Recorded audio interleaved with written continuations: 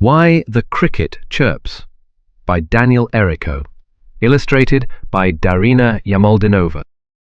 Have you ever wondered why crickets have wings but don't fly? This fun and modern fable teaches kids about the cricket's chirp and the secret message it sends about the world around us. Before there were seasons, the cricket could fly. He flew faster than the bumblebee. He flew higher than the falcon. And he flew fancier than the flying marmaduke, who was quite a fancy flyer. The cricket had flown all over the world. He flew to the east, then he flew to the west, and then he flew to the south. But he had never flown north. The ant tried to warn him that he should not try. "It's very cold up north," said the ant. "Too cold for an ant and too cold for a cricket." The cricket, however, did not listen, because crickets do whatever they want.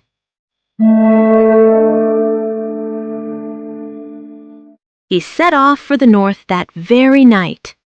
It did not take him long to get there because he was such a fantastically fast and fancy flyer.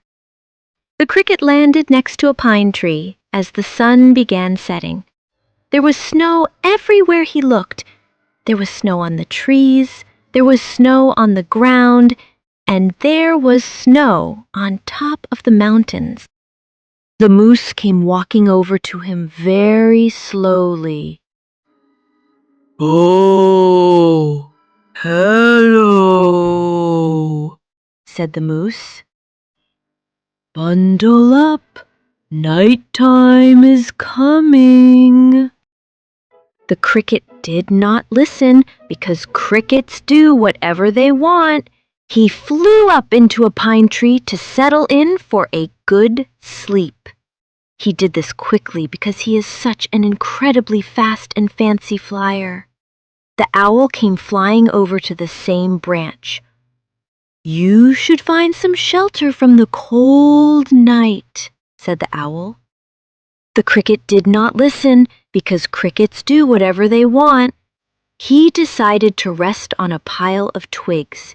He was sleepier than he had ever been from all the remarkably fast and fancy flying. The cricket slept all through the night until morning. When he woke up, he was ready to go home and tell the ant about his trip. He hopped high in the air to start flying, but he couldn't. Instead, he fell right back into the snow. He hopped again, even higher this time, but his wings would not work. They had frozen solid during the cold night. He tried to warm them up by rubbing them together, but it was no use. The cricket had to hop all the way home. It took him days and days to return. By the time he got back, his wings had almost become unfrozen.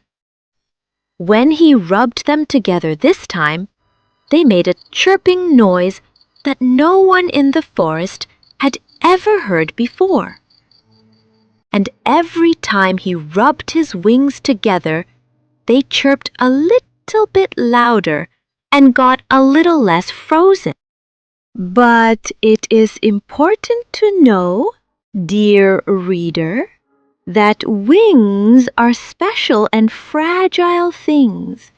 This is why the greatest care should always be taken around them. They are not meant to be frozen, and once they are, they may never be the same again. Even though the cricket's wings were no longer frozen, he still could not fly. And ever since then, the cricket stays on the ground like his friend the ant and hops from place to place. And now the cricket is the fastest and fanciest hopper there is. At nighttime, you can hear him chirping. From rubbing his wings together to keep warm. But he is doing much more than just that. The cricket is telling you how warm or cold it is by chirping.